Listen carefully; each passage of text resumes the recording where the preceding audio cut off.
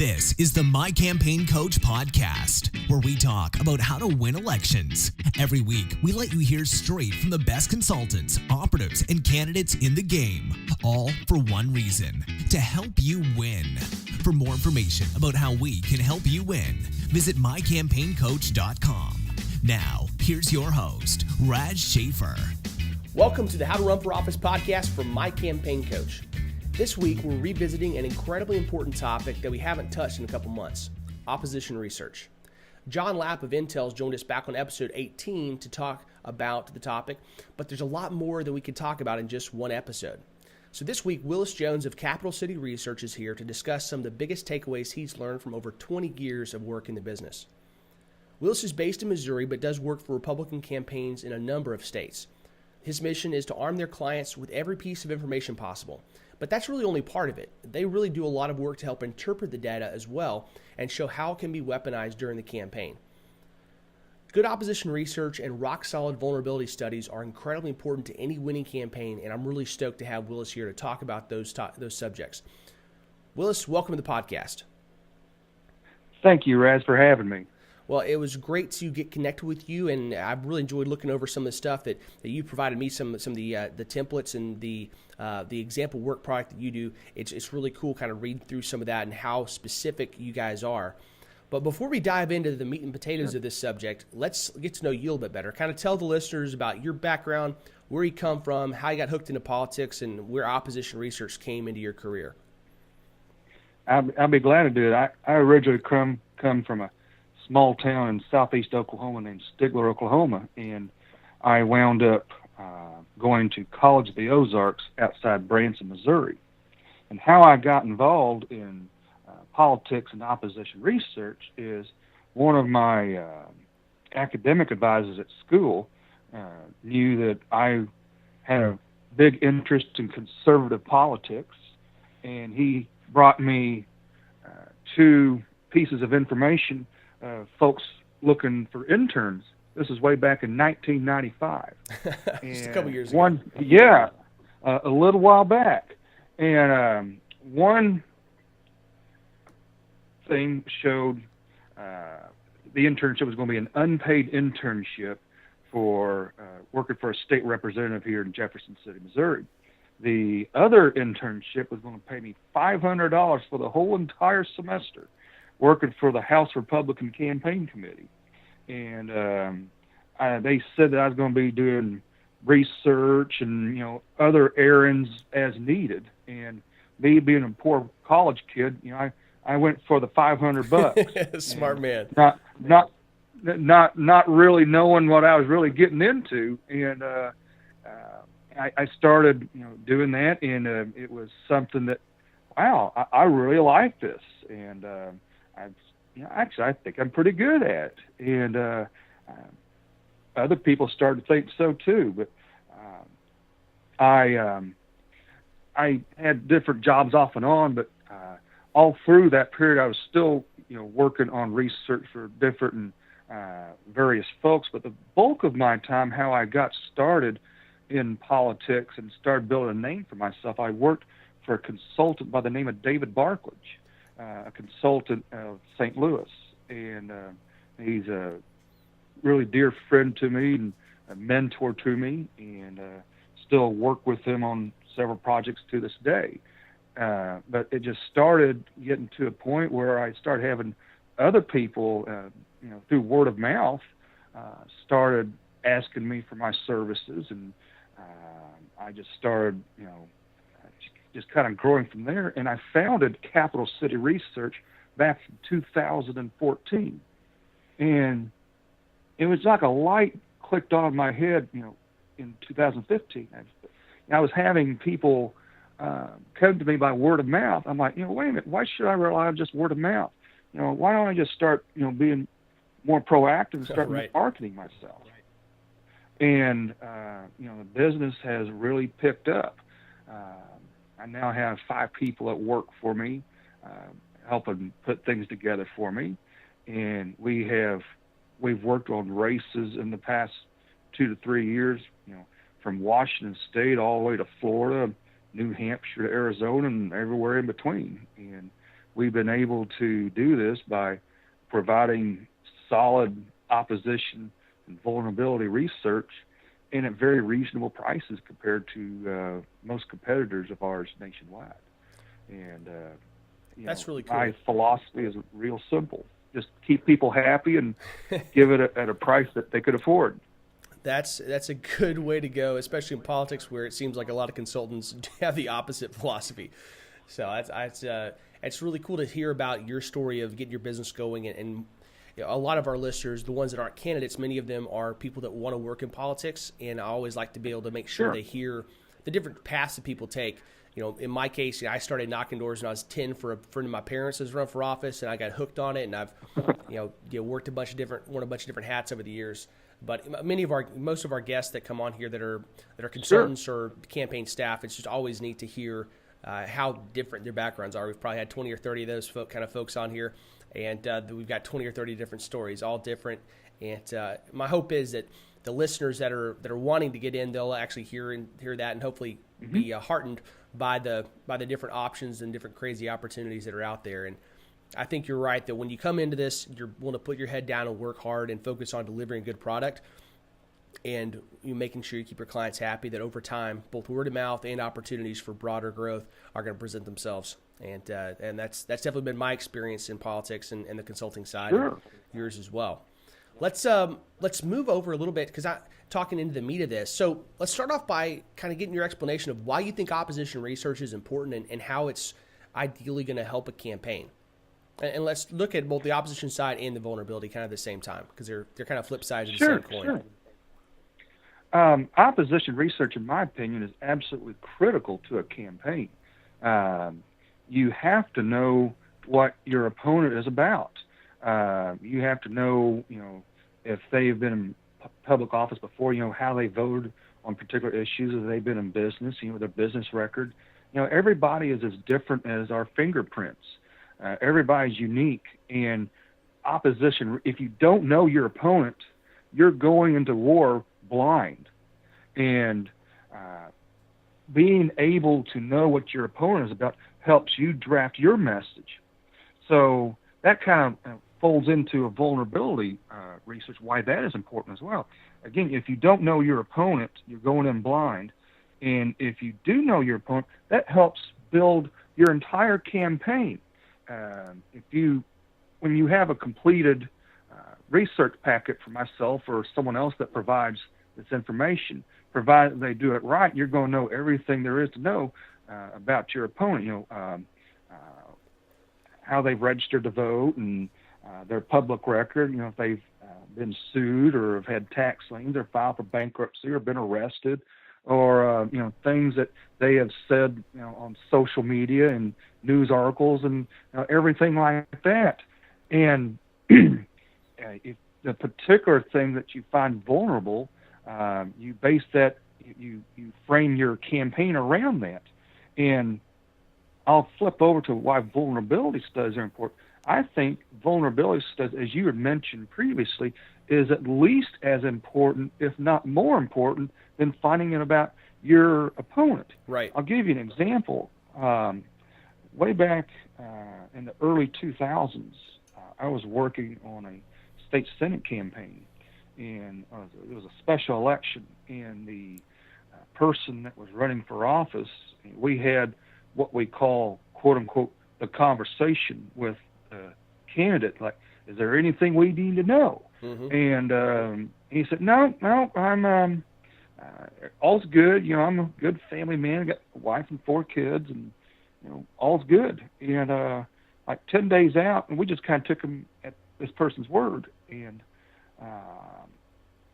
10 days out before the election, the Democrats did do their due diligence and research on him, and he had like 3 or 4 DWIs that he didn't tell us about. And yeah, that'll hurt you. That was all she wrote. Right. And that's how I learned the hard way on the need for a vulnerability study on the person that you're working for. No joke. Like, let's say that you find that on your opponent, let's say they voted to relax drunk driving laws. had we known about this person's vulnerabilities, we wouldn't have attacked the Democrat on right. Being weak on drunk driving. Exactly. Yeah, and the people I've talked to, especially during the era of Obama, especially in conservative states, people were able to tag Democrats. He supports Obama, and a lot of times that was successful enough to win the race. But there's other districts that weren't so conservative. You have to have a lot more information besides, he's pro-Obama, he's pro-Hillary Clinton, or she's pro-Obama and Hillary. I mean, you have to have detailed, specific information. Yeah. He or she, votes to increase your taxes, or while he or she doesn't pay their own. The more specific information you have, and the quicker you're able to have it, the more successful your campaign's going to be. Right. And the people that have good opposition research, at least the people that I've worked with, my clients, the vast majority of my clients win. And it's in good cycles and in bad cycles. When you have good, solid, bulletproof information to go with, that helps everything. And with good research, that helps build the rest of your campaign. That helps the pollster, write up questions. Mm-hmm. That helps the media people draft ads.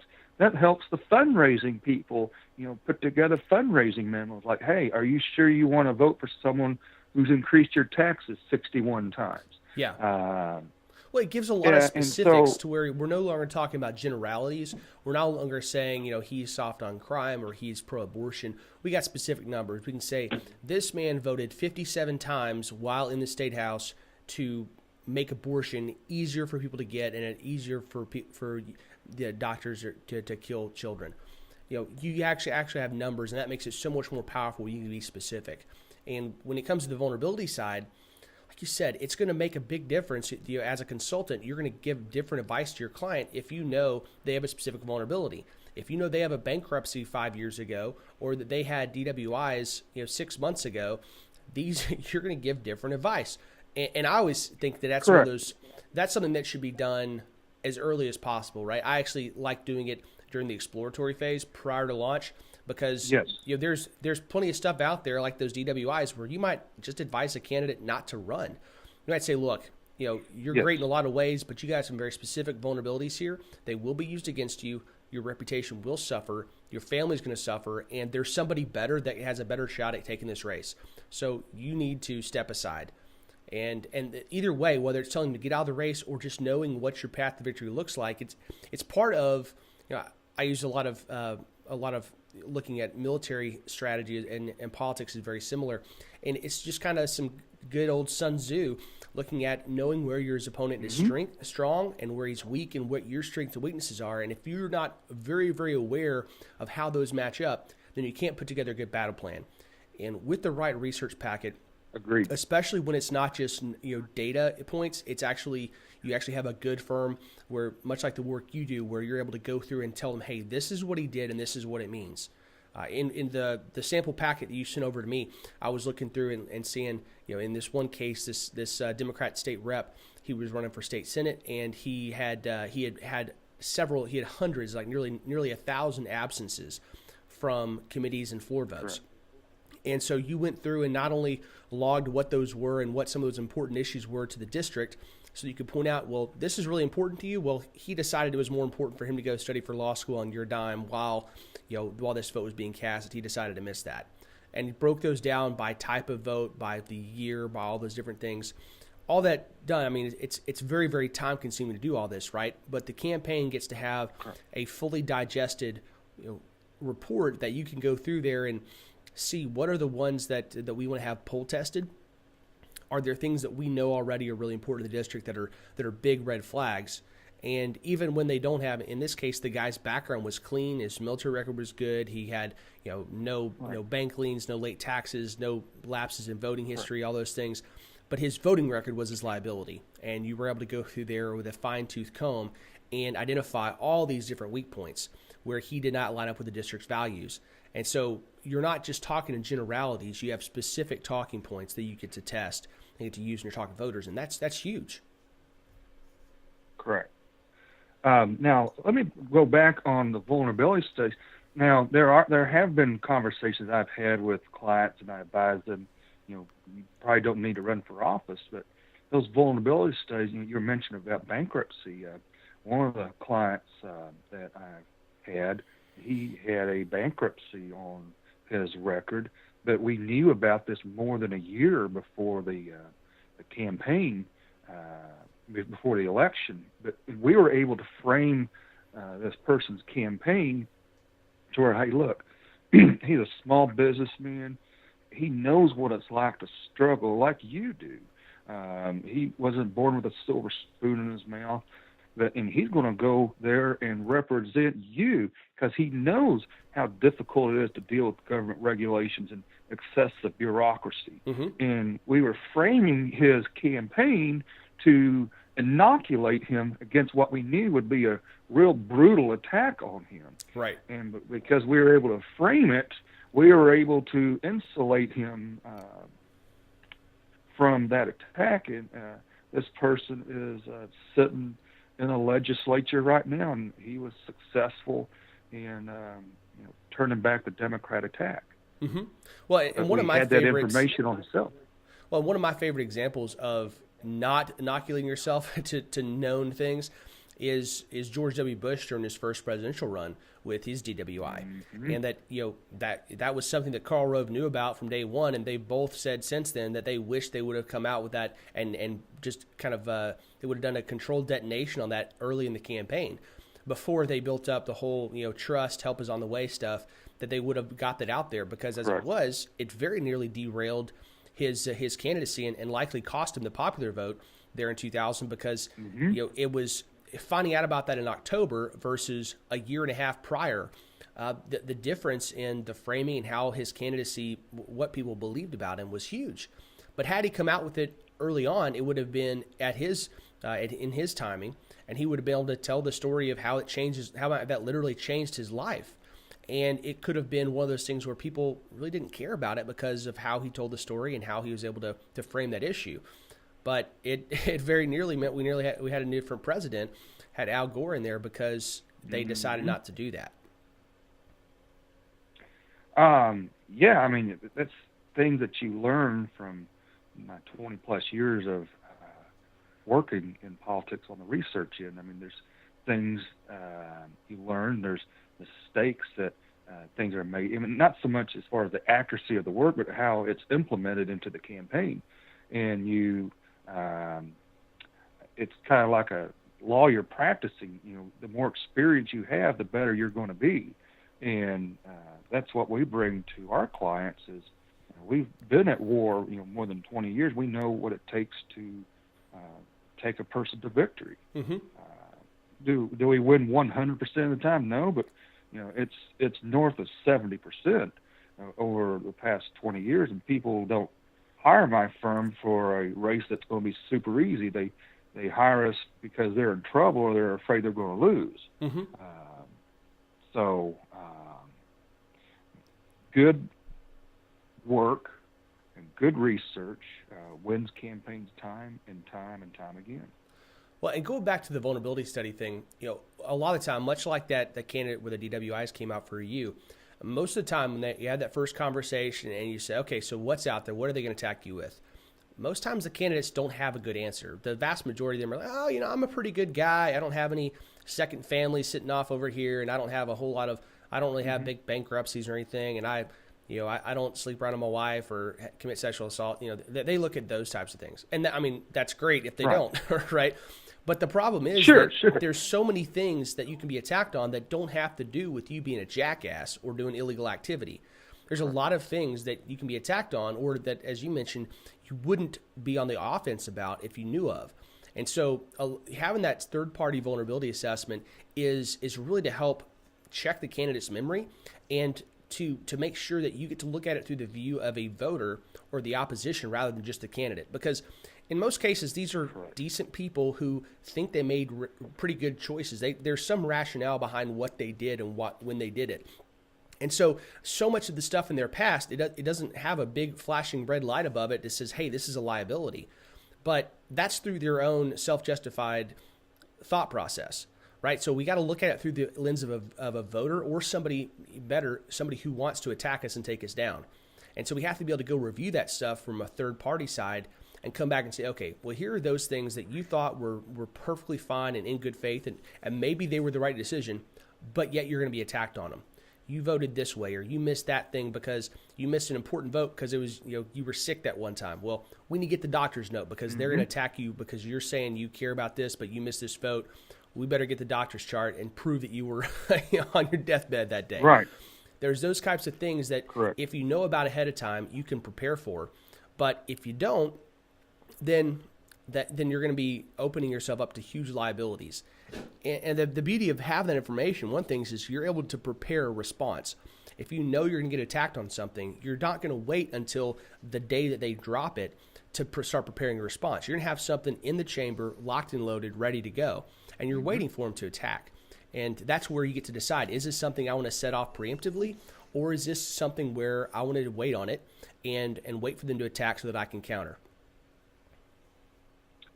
Yes. I tell you something on the vulnerability studies, where there's two things that come to mind that people completely forget about or wouldn't have given a second thought to, is one, how often they voted, and two, whether they paid the property taxes on time. Yes. And I've seen so many campaigns that we've been on where we've found this information on the opponent, and they just weren't expecting, where they were late 10 times on their property taxes. I mean, I think most people want to pay their property taxes, and but sometimes, as busy as people get, sometimes slips their mind, they pay it late. Yeah. But that's one way where we're able just to really bang on people is that. And especially for people running for office for the first time, maybe they weren't very politically involved until they started running for office, and maybe they only voted in general elections.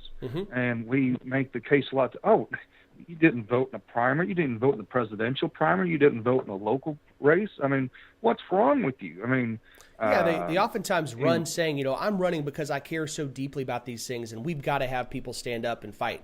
And you're like, well, okay, where the hell you been the last 10 years? You voted in one primary and 3 generals, and if you really cared about it, I mean, you obviously are making something up or just telling us what we want to hear because you didn't care enough to drive down the street to the polling location, one day out of every 700 the last couple years. And so that is a perfect example of just an easy layup of a hit. And I'm surprised at how many times we will do our vulnerability studies on our people and find things like that when our opponent doesn't think to look. Right. There's some times that they do, but there's a lot of times where whoever they're hired, they don't. And I understand why, campaigns are usually tight on money, and they're trying to find ways to, cut down costs and, save for those media buys and so forth. But I'm not saying it's just because I'm an opposition researcher and I have a vested interest in them spending money on research. But research is an area where you should not cut because that helps you with your big media buys where you spend most of your money on. If you have good research, your ad buys, your advertising is going to be 10 times better than it would be if you're flying in there blind. Yeah, it's a force multiplier when it comes to all of those different voter contact spends because it's going to change what you're asking about at the door, potentially change what you're asking about the door. It's going to change what your messaging talking points are on your website, on your push cards, on your mailers, on your TV and air war stuff. I mean, it has the potential to do a lot just from a basic communication strategy perspective. Now, so let's talk about the cost side a little bit because there's widely varying costs across industry depending on vendor and depending on the time involved. Are there any standard pricing ranges that some of these candidates from city council to federal level that that they fall into, or what are most candidates looking at when they're thinking about what this is going to cost? My prices start, for someone that hasn't run for office before, that don't have much of a public record. I have packages starting as little as $1,000. Where my median pricing point, someone that may have served a few terms in the state house looking to run for another office, my packages run between $2,500 or $3,000 on something like that. But I price each project individually based on the amount of work involved. There's some congressional races where I've priced less than I price like a judicial race. Yeah. Because in a judicial race, I'm having to go to the courthouse and pull file after file after file, and sit in some conference room for days at a time, or having myself and staff members help me. It's just a lot more laborious and tedious. So my late grandpa was a general contractor, and I learned a lot from just how to run business in general, and I just price it based on the amount of work involved. And what I'm finding when I talk to people around the country, like, they find it actually refreshing, because a lot of people that compete against me, they price it based on the level of the race. Right. They'll charge more for a U.S. Senate race than like a city council race. And I get that most of the time. There's a reason why they charge that much, but but I price it based on the amount of work involved, not necessarily on the level of the race. Right.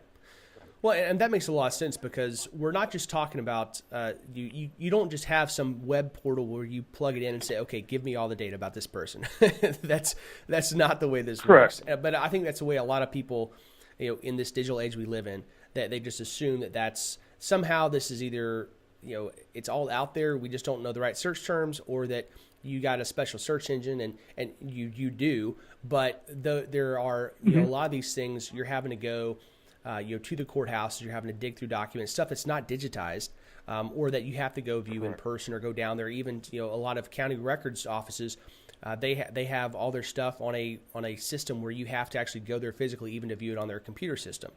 I was recently helping out with a race, and I went down to our local courthouse and was having to pull up court records and go through those and print them off there, because we couldn't do it. It was all digital there, but I couldn't access it from my computer. So there's a lot of physical time, and that even is before you start getting into looking at how you turn this from just a list of data points into an actual assessment where you can tell them how this can be used. And the example is, in my mind, is looking at the example that you sent over to me. There were hundreds, if not thousands, probably thousands of votes that you went through, that you had to comb through to try to find what are the ones where he was on the opposite side of where our candidate is, or where he's standing up for values not represented by this new district. And that's where somebody has been in the public eye and run for office before. That's where the work is going to be a whole lot more for them, because there are search engines where you can go look up those for most states, but you actually have to digest the information in order to figure out what it means and how it can be applied to the campaign. I've seen there's a lot of people that do a really good job at what in my field, but I've noticed what people have told me is that, let's say I put together a 40-page packet for someone. What I've heard a lot of people say is that a competitor of mine might have a 100-page packet, but they find my 40-page packet a lot more digestible and a lot more usable, because I summarize it and I categorize it by issue, and I have a summary as to here's how you need to use this, and they find it a lot easier to work with and a lot more bang for their buck. Yeah, after looking through your sample, that was pretty clear that there's a whole lot of work that goes into that, and it's not just a search engine printout. It's a lot of specific digested data that you and your team put through it, and that's what good opposition researchers do, right? That's the idea. There are other vendors that are solid out there that do it, but that's one of the biggest things you can look at is how quickly can I leverage this information for my campaign. is this something that I can hand off to my pollster or my communications guy or my speechwriter or my canvassing team and get this information that we just got out in the field quickly? Because most campaigns, they don't have the extra staff time to be doing secondary research or fact checking. They got to know that what you hand them is 100% accurate, that it's well sourced, that you guys did hard work on it, and that you've got digested information that's ready to go in the field. Now, on that note, what you're mentioning, one of the services we provide, after we put a packet together, it's not like we put a packet together like, hey, here we go, see you later. We're with the Right. campaign up till election day. Mm-hmm. And if they have questions or like, are you sure this is right? We have no problem with double checking and making sure that what we have in there is 100% accurate, because the last thing that we want to have happen is a candidate be called out for something false or Right. even get sued. So that's a service that we provide. Any questions that our candidates or our consultants or whoever's on their team, whatever they have, we're just a phone call or an email away, and we will guide them through whatever questions they have. So when you look back at 20-some years of opposition research, I'm sure there are more than a couple examples that pop in your mind as far as kind of some of your favorite war stories and examples of when things went south, or when you're able to find something that made a definitive, made a big difference in the outcome of the race. You got any of those you want to throw out there? Yeah, I mean, I won't mention specific names, but there's one that comes to mind. He was advertising himself as the taxpayer watchdog, and he had been in elected office already and had a lot of support. And the guy that we were representing, we thought that our candidate was the underdog, because this other guy is a very likable guy, a real backslapping type of guy. But he's like, I'm going to be the taxpayer watchdog. I'm going to watch out and make sure that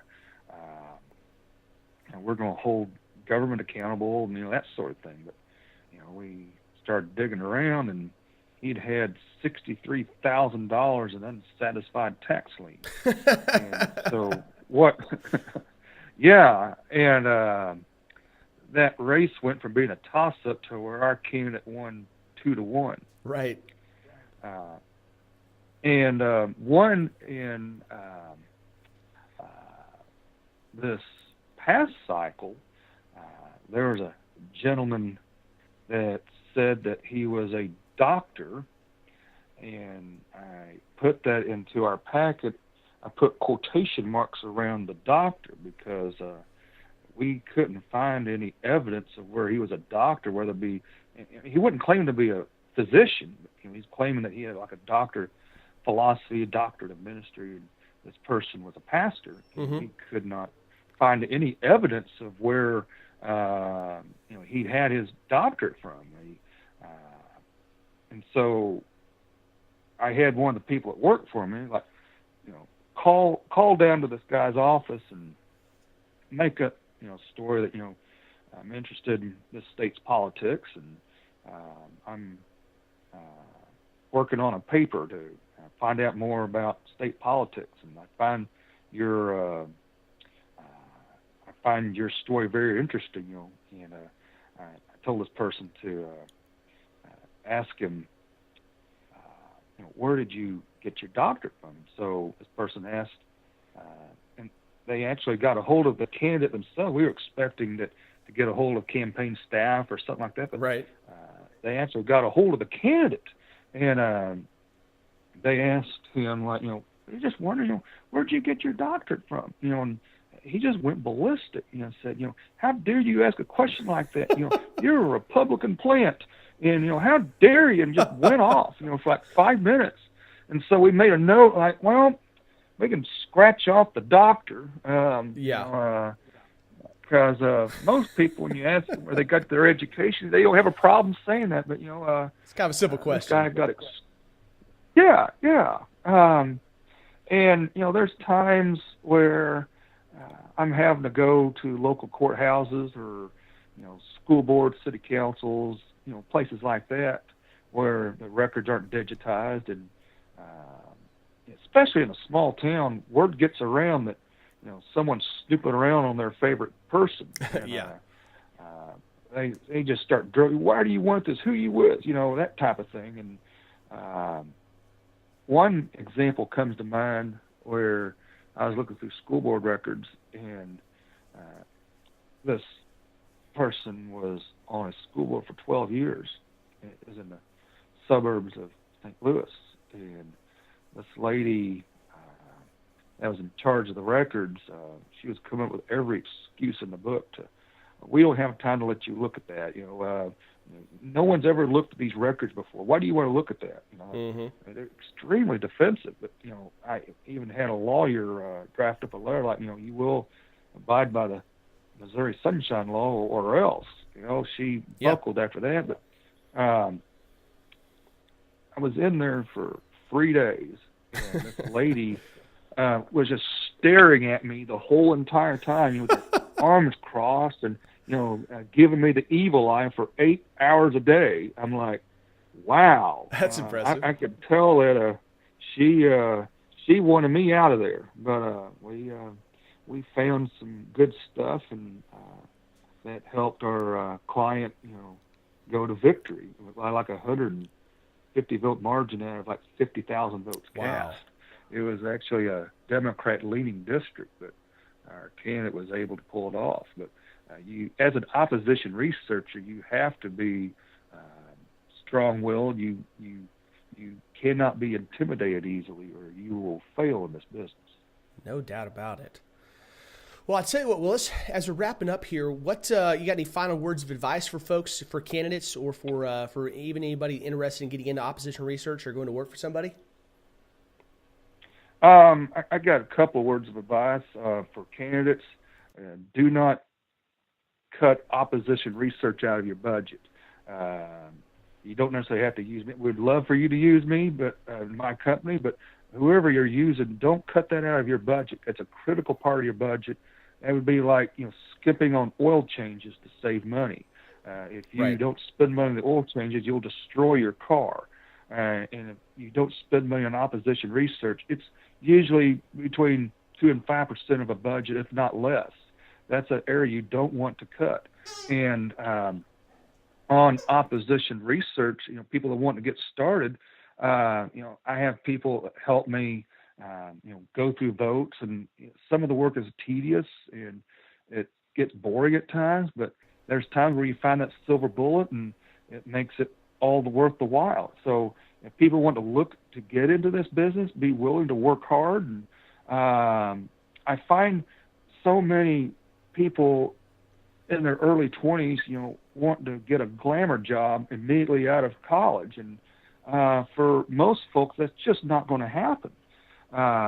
You have to be willing to put in the work, and you have to be willing to do whatever is asked of you to show, how hungry you are to be successful in this business, not just in opposition research, but in any aspect of working in politics. You work hard, you work smart, you find good people to work for, you find good mentors to mentor you. Absolutely. And if you're patient and you work hard for years, you will, and be patient and keep at it, you will be successful. Mm-hmm. You're 100% right. I absolutely like that.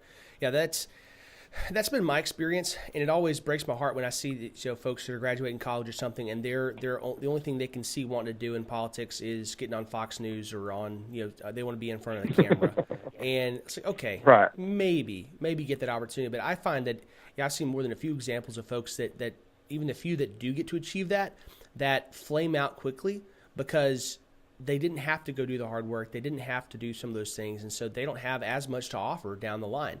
They get their 15 minutes of fame, and then they're out because they don't have the substance to back that up in many cases. And you got to make sure that you build that substance. I'm not poo-pooing anybody that wants to get on TV or has the talent and knowledge to be able to do that. Sure. But showing your willingness to work hard, having things on your resume and your background, like block walking, like the opposition research, the things that that the people in our line of work, we look at those and we know that, hey, if you spent 6 months doing courthouse records research on opposition research, or you did a year doing block walking for some campaign, that tells me you're a pretty darn hard worker, right? It tells you something about your character, and that's going to mean a lot when I'm looking at your resume, whatever it's for, whether it's communications or campaign management or consulting or, whatever it might be. So I highly recommend that folks don't skip on that. I mean, that's something that was drilled into me from very early in my life, and sounds like for you as well. Where can people find you online if they want to reach out about getting you some work for them, or got any questions, or somebody interested in getting started in this kind of work? My website is www.capitalcityresearch.com, capital spelled with an O. You can also email me at willis@capitalcityresearch.com, or give us a call at 573-450-4895. Whichever method you wish to use, there's a place where you can fill out information on my website if you got questions, or you can email me or give me a call. We are very accessible, and we'll get right back with you if we don't pick up the phone right away. Awesome. Well, Willis, thank you so much for coming on the podcast today and for being willing to share some of your advice. And just preemptively, thanks for being willing to answer folks' questions to reach out to you. Guys, we'll have all of Willis's contact information in the show notes. That was Thor, my wonder dog in the background, flapping his ears. And it's time for us to head out and go take a walk. So we're going to wrap up the podcast, and I look forward to talking to you guys again next week.